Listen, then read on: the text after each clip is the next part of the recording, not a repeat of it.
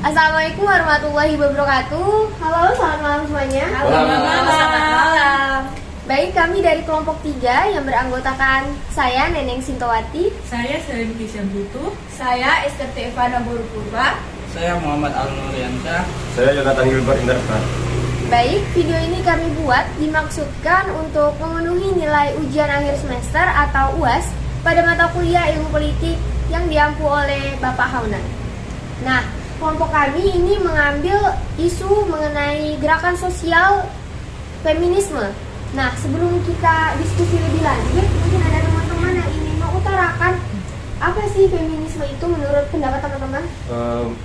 Saya mungkin ya. Ya, silakan Jonathan. Pendapat saya tentang feminisme. Feminisme itu adalah kesetaraan gender atau gerakan kaum perempuan untuk memperjuangkan hak mereka di luar pekerjaan mereka sebagai ibu rumah tangga, seperti ikut campur di dalam urusan politik dan bekerja di luar rumah dan pekerjaan yang berhubungan dengan sosial lainnya lah. Oh iya, benar. Itu pendapat saya. Setuju ya. Ya, saya setuju dengan Jonathan, apa yang dibilang Jonathan. Bahwasannya feminisme itu merupakan kesetaraan gender. Feminisme ini merupakan gerakan perempuan untuk memperjuangkan emansipasi wanita atau kesamaan dengan laki-laki. Ya, lebih tepatnya ya kesetaraan gender. Iya. Jadi feminisme itu lebih singkatnya itu artinya serangkaian gerakan sosial yang bertujuan untuk mencapai kesetaraan gender. Ya. Jadi bahwa menyatakan bahwa lelaki dan perempuan itu sama, satu tingkat setara. Ya. Nggak ada yang namanya lelaki lebih superior daripada wanita gitu ya. Baik. Nah, pada kesempatan kali ini kita akan membahas 5 ciri-ciri dari gerakan sosial. Nah, 5 ciri-ciri dari gerakan sosial ini, yang pertama ada warga negara, yang kedua ada collective action, yang ketiga ada tujuan dari gerakan sosial tersebut, keempat ada strategi dari gerakan sosial tersebut, dan yang kelima ada isu publik. Nah, kita akan membahas dulu tentang warga negara. Jadi, apa sih peran warga negara dari gerakan sosial feminisme ini? Mungkin ada yang tahu atau yang ingin menjabarkan? Saya aja yang menjabarkan. Nah, silakan Jonathan.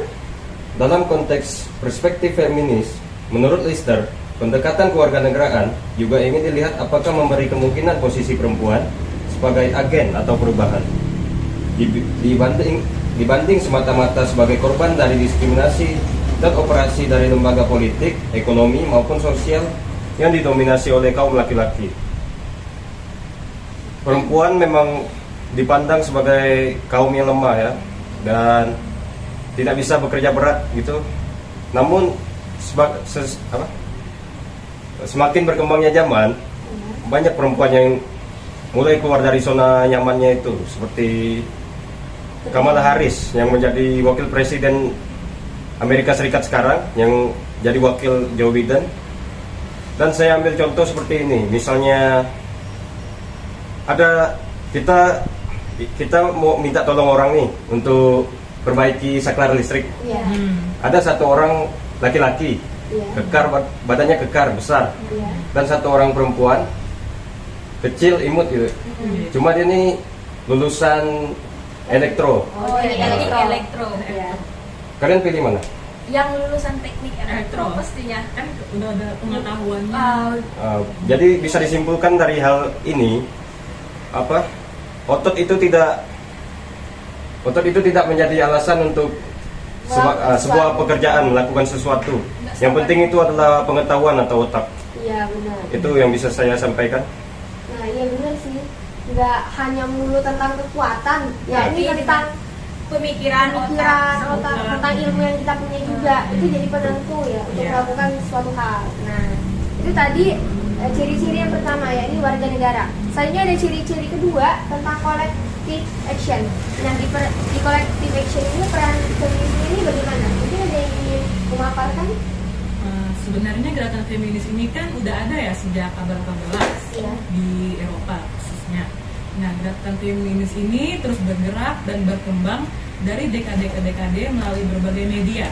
Nah, pada awal abad 21 ini, yaitu sekarang, gerakan feminis itu memanfaatkan internet, khususnya yaitu sosial media.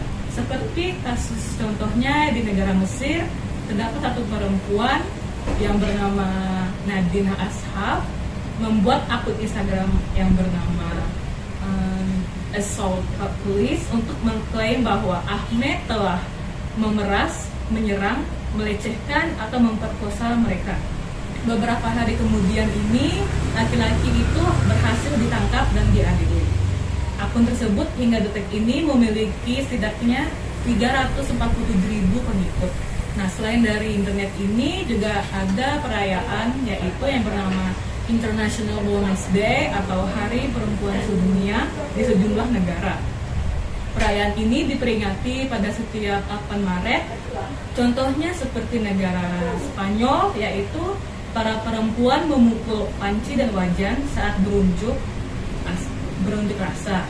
Sementara Prancis, para demonstran dari Amnesty International menggelar unjuk rasa di luar Kedutaan Besar Arab Saudi untuk mendesak pemerintah Saudi membebaskan aktivis hak-hak perempuan yang dipenjara.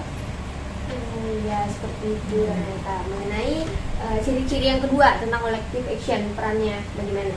Dan selanjutnya yang ketiga kita akan ngebahas tujuan. Nah, untuk tujuan mungkin boleh saya? Boleh. Boleh. Baik. Kalau untuk tujuan dari gerakan sosial feminisme ini sendiri ya mungkin ya pastinya ya untuk menghilangkan ketidakadilan gender.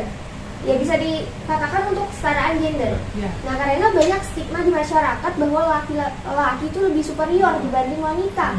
Padahal nyatanya kita itu setara. Kalau laki atau perempuan ya benar kita itu setara kan. Gak hanya benar yang tadi dikatakan oleh Jonathan, gak hanya otot, tetapi ya pemikiran, mindset, ilmu yang kita punya. Iya. Nah, tadi udah tujuan, yang tadi warga negara udah, collective action juga udah, tujuan udah, dan yang keempat ada yang namanya strategi. Nah, strategi dalam gerakan sosial feminis ini bagaimana? Ini ada yang ingin memaparkannya? Ya, silakan Aulu. Yang kita ketahui itu kan sedangkan itu kan perempuan sudah banyak memiliki kesempatan untuk ikut serta dalam dunia politik maupun dunia sosial dan ekonomi. Karena dulu itu yang kita ketahui banyak stigma dari masyarakat bahwa perempuan itu kerjanya hanya di rumah, mengurus rumah tangga dan sebagai pekerjaan kecil lainnya. Nah, yang sudah banyak negara yang terbuka dengan hak dan peran perempuan dalam dunia politik, sosial maupun ekonomi. Contohnya itu seperti di Amerika. Menurut informasi yang saya dapat itu pada tahun 2008 di Ukraina terdapat kelompok yang bernama Femen, yaitu kelompok protes ekshibisionis feminis. Nah, mereka itu protes dengan cara facing the enemy face to face, yaitu berhadapan langsung. Nah, dengan mereka itu menjadikan tubuh sebagai media protes dan persepsi terhadap opresi perempuan sebagai perang antar gender. Hal ini dilakukan dengan tujuan untuk mereka menyebarkan ide-ide mereka dalam melakukan protes tersebut. Strategi yang pertama mereka lakukan adalah dengan cara berada sedekat mungkin dengan sasaran protes dan meneriakkan poin protes di depan sasaran objek. Protes mereka ini terjadi karena tiga aspek. Nah, itu kediktatoran, industri keagamaan, sama industri seks. Nah, mereka protes ini untuk beberapa pemimpin dunia seperti Presiden Rusia Vladimir Putin, Kanselir Jerman Angela Merkel, pemimpin Katolik Paus Franciscus, dan Perdana Menteri Italia Silvio Berlusconi. Strateginya itu dengan menuliskan slogan protes di tubuh bagian atas perempuan dan kemudian melakukan aksi telanjang dada di depan target protes, dan mereka menolak adanya Barbie lifestyle. Ya, menurut saya begitu.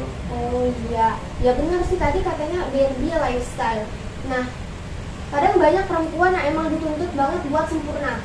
Padahal ya seperti Barbie, badannya emang harus bagus, harus tampilan sempurna gitu ya. Ya harus cantik, harus putih katanya.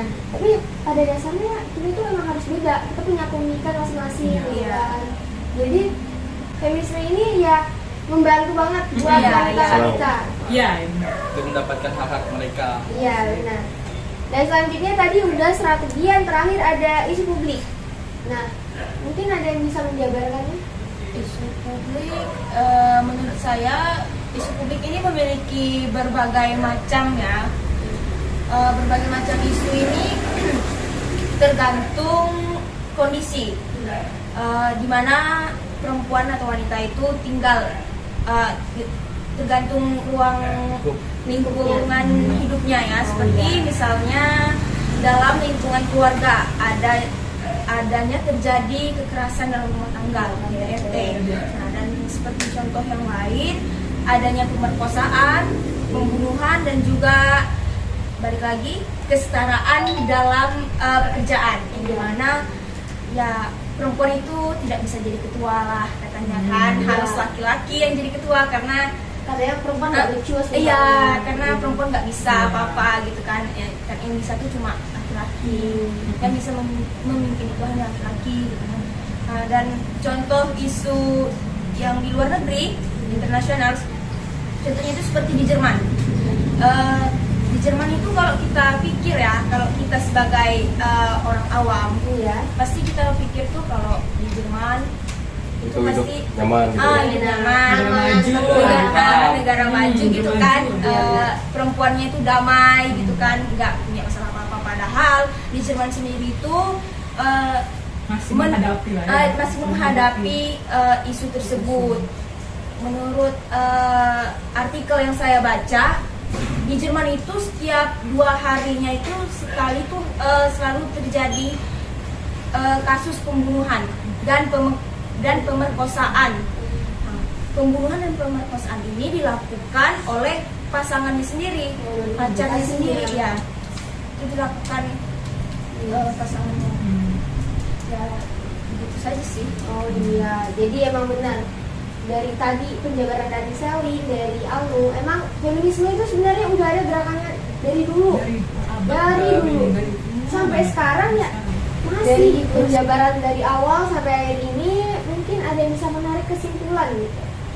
Saya persilahkan dari kesimpulan dari pembahasan kita dari 5 ciri-ciri tadi. Yang pertama warga negara, kedua ada collective action, ketiga ada tujuan, 4 ada strategi, dan yang kelima ada isu publik. Saya aja. Nah, silakan. Dari yang kesimpulan yang bisa kita tarik dari pembahasan yang udah disampaikan kawan-kawan tadi itu, Iya. kayak kesetaraan gender tuh gimana ya? Laki-laki dan perempuan ini sebenarnya setara. Iya benar, sangat setara. Ya. Yang dibutuhkan itu bukan tenaga, tapi adalah sebuah pemikiran yang bisa merubah seperti revolusi industri dan lain-lain. Ada lagi yang ingin tambahkan? Ya, mungkin ada lagi yang ingin menyampaikan kesimpulan. Silakan, silakan. Gerakan feminis ini juga bertujuan untuk mendapatkan keseimbangan dan kesamaan hak-hak perempuan dan laki-laki. Dengan adanya gerakan ini juga bisa merubah pola pikir masyarakat ya. Ya benar. Ya tentunya. Bahwa tuh feminisnya ya perempuan sama, setara dengan laki-laki. Iya benar. Beda-bedanya. Dan kita juga sering menormalisasikan, padahal ya emang kita tuh harus setara gitu ya.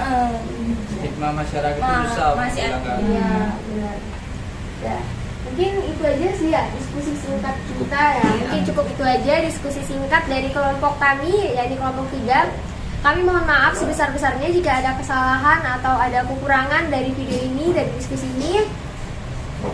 Baik, kami mohon undur diri. Assalamualaikum warahmatullahi wabarakatuh. Selamat malam. Terima kasih. Terima kasih.